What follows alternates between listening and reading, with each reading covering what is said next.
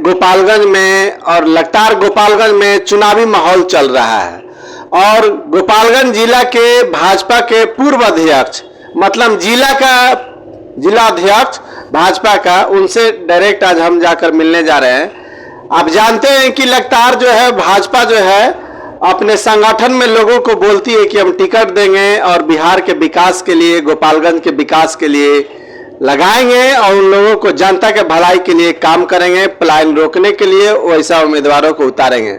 हम जानने जा रहे हैं पूर्व जिला अध्यक्ष से। बताइए सर, आप बता रहे थे कि हम कई वर्षों से आप जिला अध्यक्ष भी रह चुके हैं और भाजपा में भी रह चुके हैं। देखिए, मैं भारतीय जनता पार्टी का जो मातृ संगठन है जी जी राष्ट्रीय स्वयंसेवक संघ जी जी 1973 से जी 12 वर्ष की उम्र में जी जी मैं स्वयंसेवक बना था। 12 वर्ष की उम्र में बने थे? 12 वर्ष की उम्र में मैं स्वयंसेवक बना। उसके बाद मैं कॉलेज लाइफ में जी अखिल भारतीय विद्यार्थी परिषद जी जी जो संघ की शाखा है, हाँ, उसमें मैं सदस्य बन करके और विद्यार्थियों के हित में काम किया। मैंने कॉलेजों में काम करते थे कि आप विद्यार्थी परिषद के लोगों को जोड़कर? कॉलेजों में तो देखते हैं विद्यार्थी परिषद के लोग जो है, आपके विद्यार्थी परिषद का संगठन कॉलेज में ही चलता है। कॉलेज में चलता है, यानी बच्चा का जो नामांकन हो रहा है उसमें ज्यादा फीस की वसूली ना हो, बच्चा का जो रजिस्ट्रेशन है उसमें ज्यादा छात्रों की समस्याओं के निराकरण के लिए, छात्रों की समस्या को आप उजागर करते थे, उनकी समस्या को निदान करने के काम करते थे। आज का जो युवा है, आज का जो अध्यक्ष है, लगातार सरकारी कॉलेज हो या प्राइवेट कॉलेज हो, सभी जगह अवैध वसूली का खेल चल रहा है। एक तरफ यूनिवर्सिटी जो है 600 रुपया रजिस्ट्रेशन चार्ज निकालती है, तो दूसरी तरफ प्राइवेट कॉलेज जो है 1500 2-2000 रुपए का रसीद खुलेआम दे रही है। यानी वही काम आप करते थे, यानी रोकने वाला काम करते थे। देखिए, हम लोग जब कॉलेज के स्टूडेंट थे जी जी, उन दिनों कॉलेज में धांधली नहीं थी। धांधली नहीं होती उस समय, बहुत शांति प्रिय और एजुकेशन का माहौल था। जी जी, लोग पढ़ाई पर ध्यान देते थे जी, शिक्षक प्रोफेसर भी पढ़ाते थे और छात्र भी पढ़ने की इच्छा रखते थे। आज पूरे बिहार में कहीं भी कॉलेज में पढ़ाई नहीं हो रही है सर, सिर्फ डिग्री बांटी जा रही है। और लगातार सभी टीवी चैनल पर पत्रकार लोग हर एक जगह पूछते हैं, नेताजी लोग वो अपने वाइट देते हैं और यूनिवर्सिटी के लोग जो है अपना पल्ला झाड़ देते हैं नौकरी बचाने के फिराक में। स्थिति गंभीर है। स्थिति गंभीर है। स्थिति गंभीर है। शिक्षा के क्षेत्र में जो विकास होना चाहिए जी, वो नहीं हो पाया, नहीं हो पा रहा है। जी हाँ। ये बताइए, आप लगातार भाजपा में रह चुके हैं और आप निर्दलीय शायद उम्मीदवार भी घोषित हो चुके हैं और आप चुनाव भी लड़ रहे हैं, आपका गैस सिलेंडर भी मिल चुका है। क्या है, आप गोपालगंज के लोगों को क्या कहना चाहते हैं? देखिए, हर व्यक्ति चाहे वह किसी क्षेत्र में काम करता है, जी जी, उसकी कुछ इच्छाएं होती हैं जी, और खास करके राजनीति में कोई साधु महात्मा बनने के लिए नहीं आता है। नहीं आता है। सबकी इच्छा होती है कि मैं सांसद बनूं, विधायक बनूं, विधान पार्षद बनूं और ऊंचा से ऊंचा पद, सम्मानित पद प्राप्त करूं, जी जी, मेरा सम्मान हो। लेकिन दुर्भाग्य है कि आज राजनीति सेवा नहीं मेवा बन गया है। पैसा के लिए मन कुछ भी हो जा रहा है। राजनीति का व्यवसायीकरण हो गया है। जी जी, और मेरे जैसे निष्ठावान समर्पित कार्यकर्ता 30 साल, 40 साल, 50 साल में 53 साल से, जी जी, तो ऐसे कार्यकर्ताओं की पूछ अब राजनीति में नहीं है, चाहे वह कोई दल हो। जी, तो आज कार्यकर्ता सोचने पर मजबूर है।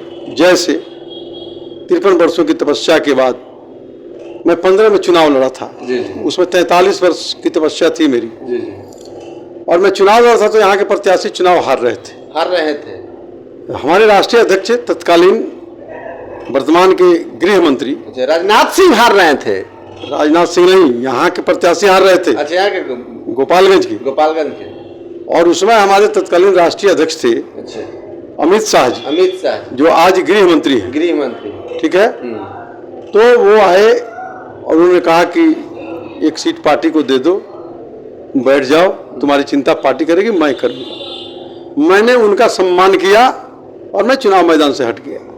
लेकिन 10 वर्षों तक प्रतीक्षा के बाद अमित शाह जी मेरी सुधि नहीं लिए। मैं भी इंसान हूँ, मेरी भी सब्र की सीमा समाप्त हो गई। गोपालगंज के जनता आप पे लगातार भरोसा जता रहे हैं कि भाजपा के बहुत दिन तक इन्होंने झंडा ढोया है, अब की बार गैस सिलेंडर, क्या उन लोगों को आप बताइएगा?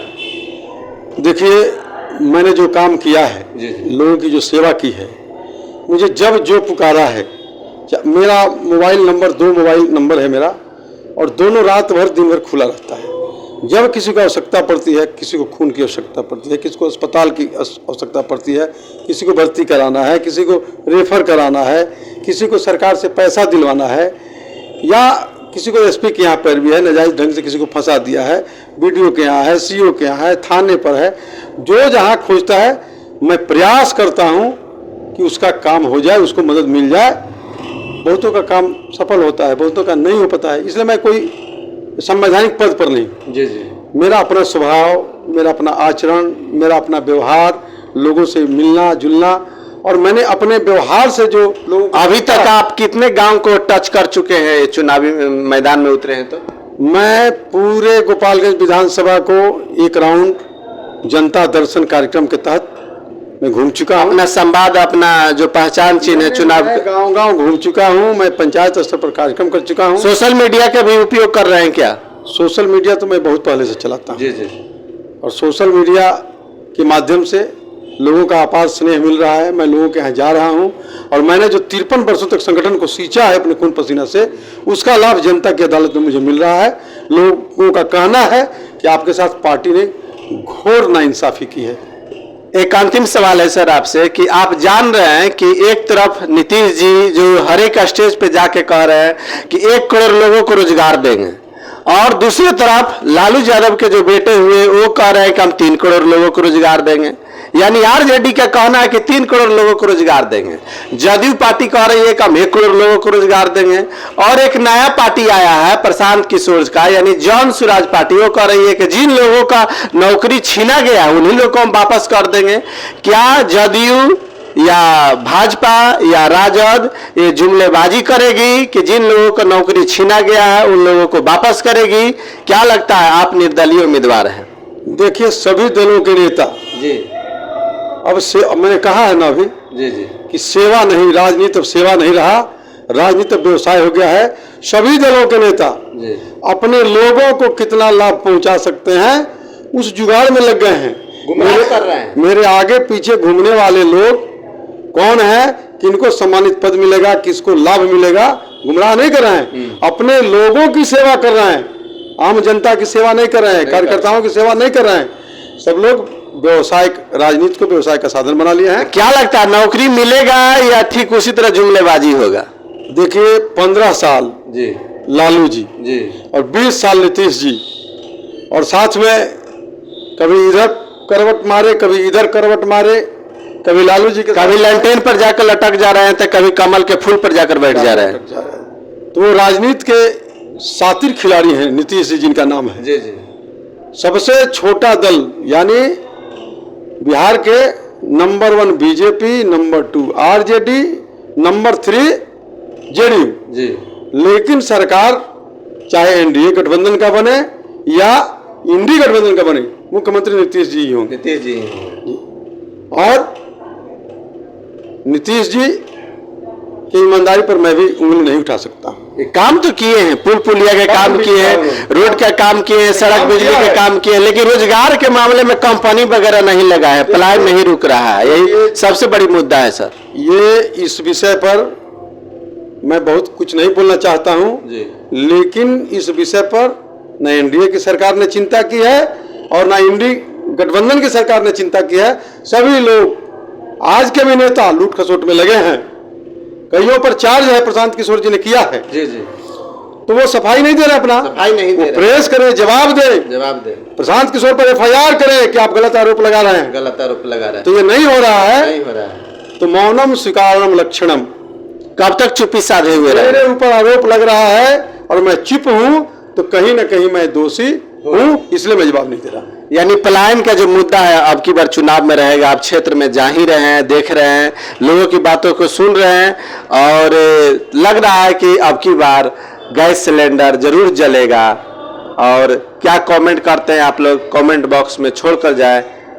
Prime times, Kumar Sanjeev, Gopalganj.